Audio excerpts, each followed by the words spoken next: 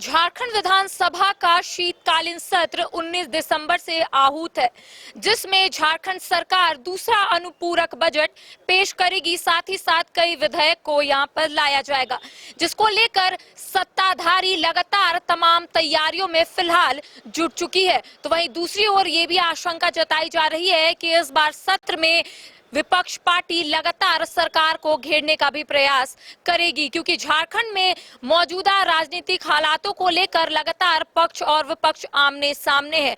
क्योंकि झारखंड में ईडी की जो दबिश है वो देखने को मिल रही है और मनरेगा घोटाले से ये पूरा जांच का दायरा है वो शुरू हुआ था और अवैध खनन तक आकर रुक चुका है, जिसको लेकर ईडी की ओर से लगातार कई लोगों को समन भी जारी किया जा रहा है। इससे पहले झारखंड के मुख्यमंत्री हेमंत सोरेन के विधायक प्रतिनिधि बरहेट से पंकज मिश्रा को ईडी की ओर से समन जारी किया गया था और लगातार कई बातों को लेकर यहां पर ईडी के अधिकारी पंकज मिश्रा से पूछ रहे थे। लेकिन उसके बाद झारखंड के मुख्यमंत्री हेमंत सोरेन को ईडी कार्यालय में बुलाया गया था और दूसरा समन जारी होने के बाद झारखंड के मुख्यमंत्री हेमंत सोरेन ईडी कार्यालय गए थे। साहेबगंज में 1000 करोड़ का जो घोटाला हुआ अवैध खनन को लेकर, उसको लेकर लगातार जो ईडी की दबिश है वो देखने को मिल रही है। लेकिन शीतकालीन सत्र को लेकर भी पक्ष और विपक्ष अपनी तैयारियों में फिलहाल जुट चुकी है। विपक्ष लगातार सरकार को यहां पर घेरने का प्रयास कर रही है। विपक्ष का लगातार कहना है कि सरकार की ओर से जो खतियानी जोहार आभार यात्रा की शुरुआत हुई है वो आखिर क्यों हुई है, क्यों सरकार अपना मजाक यहां पर बनाने की कोशिश कर रही है। विपक्ष लगातार सरकार को ये भी कहती हुई नजर आ रही है कि सरकार ने तो यहाँ पर कुछ कार्य ही नहीं किया है, तो क्यों अलग अलग क्षेत्र, अलग अलग जो जिला है वहां जाकर सरकार अपने कार्य को गिनाने की यहाँ पर कोशिश कर रही है। तो इस बार ये भी आशंका जताई जा रही है कि सत्र के बाहर लगातार विपक्ष कई बैनर को लेकर, कई तख्ती को लेकर वहां पर बैठी रहेगी। क्योंकि पिछले बार जिस तरीके से कई मुद्दों को लेकर विपक्ष सरकार को घेरती हुई नजर आ रही थी, तो इस बार भी कई जो मुद्दा है वो विपक्ष के पास है।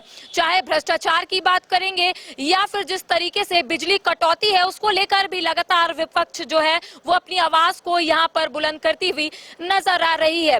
तो 19 से जो शीतकालीन सत्र है वो शुरू होने वाला है। 23 दिसंबर तक ये जो सत्र है वो चलेगा और इसमें कहीं ना कहीं सरकार को घेरने का प्रयास भी यहाँ पर किया जा रहा है। दूसरी ओर जहाँ पर राज्य सरकार लगातार कई जनता को संबोधित करते हुए कई बातों को यहाँ पर रख रहे हैं। इससे पहले कैबिनेट से जिस तरीके से 1932 खतियान के आधार पर स्थानीय नीति को विधेयक पास हुआ है विधानसभा से, अब वो केंद्र के पाले में है, जिसको लेकर भी विपक्ष लगातार सरकार को यहाँ पर घेरती हुई नजर आ रही है। चाहे हम आम जनता की बात करेंगे, आम जनता भी लगातार अपनी आवाज को यहाँ पर बुलंद कर रही है। लेकिन शीतकालीन सत्र में पक्ष तैयारियों में फिलहाल जुट चुकी है और जिस तरीके से संसदीय कार्य मंत्री आलमगीर आलम से जब हमने बात की थी तो उनका कहना था कि कई जो मुद्दा है वो उठाया जाएगा, जनहित का मुद्दा यहाँ पर उठाया जाएगा। लेकिन दूसरी ओर विपक्ष लगातार कहना है कि इस बार कई तख्ती जो है वो विधानसभा के बाहर देखने को मिलेगी। अलग अलग बैनर को लेकर अलग अलग जो विधायक है वो सीढ़ियों में बैठते हुए नजर आएंगे और भ्रष्टाचार के साथ साथ कई जो बातें हैं वो वहां पर लिखी हुई होगी।